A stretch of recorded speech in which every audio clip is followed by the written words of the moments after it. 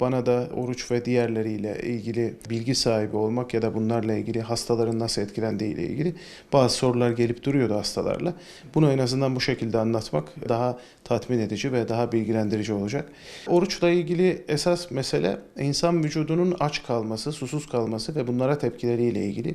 Özellikle hastalıkların bir kısmında bununla ilgili bazı başka ülkelerde, mesela İngiltere'de ya da Amerika'da Sağlık Bakanlığı'na bağlı ünitelerde Ramazan'da nasıl beslenilmesi gerektiği, hangi hastaların risk altında olduğu ile ilgili kılavuzlar hazırlandı. Ancak bizim ülkemizde sadece Türk Kardiyoloji Derneği'nin böyle bir uygulaması var. Bunun dışında diğer hastalıklarla ilgili hastalar ister istemez korku ve tedirginlik içerisinde. Allah'ın kitabında yazan ayetlere göre Allah hasta ve yolculuk halinde olanlara oruçla ilgili bir fırsat tanıyor. Diyor ki zamanı tamamlamanız için sonraki bir zamanda tekrardan oruç tutabilmek üzere o dönemde tutmayabilirsiniz. Allah aynı ayette devam ediyor. Diyor ki orucu tutarsanız sizin için daha iyi olur.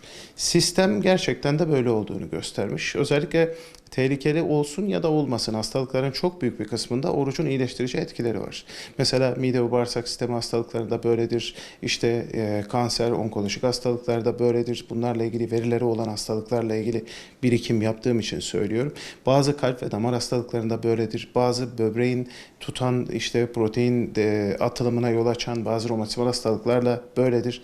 Bunların oruçta faydalı etkilerinin olduğunu gösterilmiş çalışmaları var.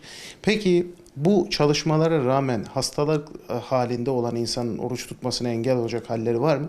Tabii ki var ama bu hastalık hali de yine belirli standartlara bağlı olarak değil. Kişinin kendini kötü hissettiği, yaşamını tehlikeye sokacak bazı durumları yaşadığı. Mesela kalp krizi geçirdiğinde eğer ilaç kullanması gerekiyor ya da kan sulandırıcı ilaçlara bakılması gerekiyorsa bu dönemde yaklaşık bir 5 günlük ya da bir haftalık dönemde oruç tutması önerilmiyor. Ama bu dönemde oruç tutanlarla oruç tutmayanlar arasında küçük bir çalışma yapılmış. İşte 7 hastalık bir çalışma yapılmış. Bir fark görülmemiş.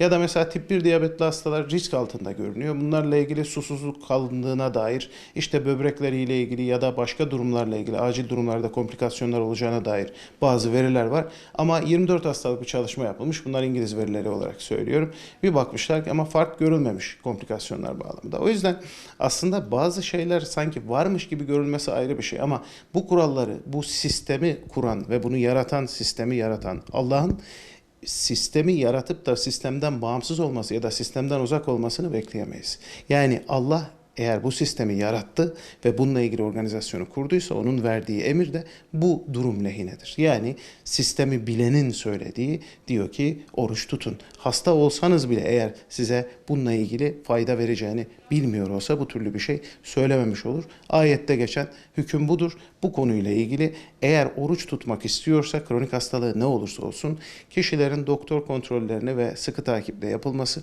tedavilerine ara vermek ya da tedavilerinde düzenleme yapmak özellikle diyabet hastalarında Ramazan öncesi hastalara başvurması ve bununla ilgili düzenleme yapılması haricinde herhangi bir hastalığın oruca engel olduğuyla ilgili elimizde kesin bir veri yok. Bunlarla ilgili bireysel olarak kendinizi hasta hissediyorsanız hesabı verecek olan sizsiniz. Bununla ilgili oruç tutmamakla ilgili herhangi bir doktor onayına da ihtiyacınız yok. Kronik hastalıklardan en çok bilineni şeker hastalığı. Kronik hastalıkların tamamında hatta bazılarında hiç insülin salgılanmamasına bağlı şeker hastalığı ile ilgili durumlar işte tip 1 diyabet dediğimiz durum. Bu hastalarda biz insülin dozunda azaltmaya gidiyoruz. Çünkü yenmediği ve aç kalındığı bir dönem var. Bu azaltma kişinin durumuna göre, önceki değerlendirmelere göre. Yani diyoruz ki kardeşim bak bunu aç bıraktığımızda ne kadarlık bir azalma var? İşte ortalama %30 insülin düzeyinde azalma yapıyoruz. Dörtlü tedavi kullanıyorsa işte öğünler arasında kullanılan tedavide azaltmaya gidiyoruz. Ya da uzun vadeli, uzun etkili insülin düzeyinde. Bu hastanın durumuna ve hastanın şekline, oluşan komplikasyonlarına göre değişen bir durum olduğu için ama buna engel bir durum yok. Yani şu an için ben kendi ailemden örnek vereyim. Annem mesela evre 3 böbrek yetmezliği, işte diyabet hastası, hipertansiyon ama bununla ilgili mesela sıvı takviyesini sağlayarak bununla ilgili günlük tedavilerinde uyarak bununla ilgili oruç tutmaya devam etmekte. Hani bu engel olacak bir durum mu değil mi? Hastanın durumuyla bunu değerlendirmek ya da kendisinin değerlendirmesi kişinin daha doğru olur. Ama biz dediğim gibi özellikle şu hastalıkta kontraindikedir, aman bunlar oruç tutamaz dediğimiz belirgin bir hastalık grubu yok acil durumlar haricinde.